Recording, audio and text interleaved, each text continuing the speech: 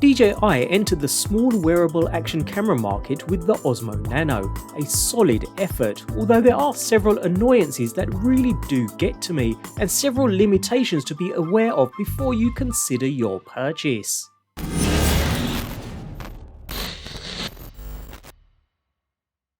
Now don't get me wrong here, both of these cameras are great and both produce fantastic high quality captured output. It's pretty amazing at how far these cameras have come. While Insta360 have refined their cameras over time, DJI have a great new entry with the Nano, complete with even 10-bit log recording, even though I don't think most using this camera will be professional color graders and won't really have a desire to sit and edit in that way. I see these types of cameras for more run and gun family life logging type scenarios, or for B-roll in larger projects. There are plenty of other cameras for more professional use. But even so, as good as the DJI Nano is, there are a few annoyances which mean I generally still pick up my Insta360 camera over the DJI. While both are small enough to discreetly wear upon your person, which is ultimately what they're designed for, I do like the small and sleek shape of the Nano. It fits better on the lid of your cap for instance, but because the Go Ultra is much slimmer, it kind of feels smaller in the hand. In fact, I still think the Go 3S was perfect in terms of size and shape,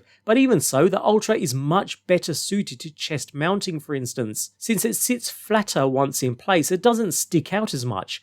Talking of sticking out, why DJI decided to place a bright DJI logo across the front of the camera is anyone's guess. I hate it, although a piece of black tape can be used to cover it if keeping discreet is necessary, even though it does make the camera look a little tacky. Nevertheless, both cameras of course have their respective docks. The Nano's dock is smaller and more compact, and I find the screen a tad sharper than the Go Ultra, which is a bonus. But the way the camera docks is much better with the Ultra. It kinda sucks the camera in with its strong magnets. Quick and easy. It's locked into place automatically and it works every time. While the Nano uses the same magnet and lock system, it's not nearly as strong. The magnet guides the camera, but you need to physically push to lock into place. And even then I always found I had to check the clips are securely locked every time, since they don't always. In addition, there is a little play between the camera and its dock, just a tad, but enough to cause jitter in some high vibration captured footage, even when using rock steady stabilization. Sticking with docks for the moment,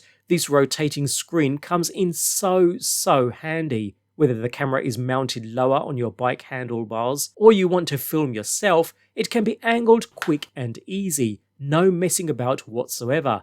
Not so with the Nano. As there's a single screen, you have to manually remove, rotate, and redock the camera every time, which can get a little annoying if you're switching between filming your scene and yourself regularly. Oh, and remember, you need to manually push the camera down and ensure it's latched securely each time too. Anyways, moving away from hardware then, and onto some issues I have with the software. The first being the startup. At times I found it took unusually long. It seems to search for the camera before it connects, and that's even with the camera module directly connected to the dock. Most of the time it was fine to be fair, but that did lead to some trust issues in case I missed a quick shot, so I generally keep it on and ready where I can.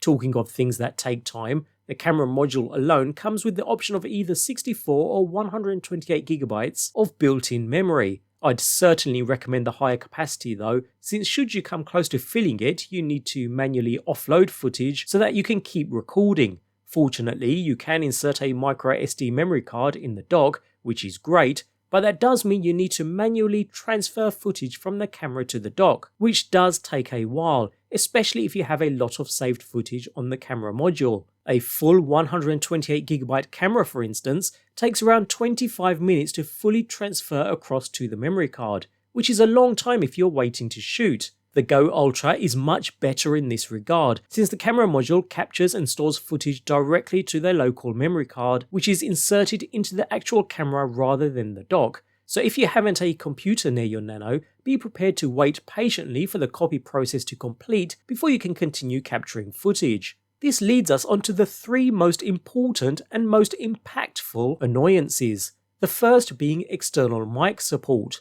While an external Bluetooth microphone can be paired and used fine with the Nano for capturing excellent audio quality, naturally the DJI mic series work especially well, you can't actually view a live preview while using an external mic unless the camera is docked first. If the camera isn't docked, you get no live preview, and it's mega annoying. What's even more annoying than that is you can't play back any captured footage to check if everything was in the frame. First, you have to retrieve and dock the camera, and only then can you play back any footage. May seem like a minor issue, but having to unmount the camera and attach it to the dock to check you got the shot, before undocking and remounting the camera each and every time you want to play back footage gets very annoying. Finally, do note that, just like many other small action cameras, the Nano is prone to overheating if kept in a stationary position and shooting with high resolution settings.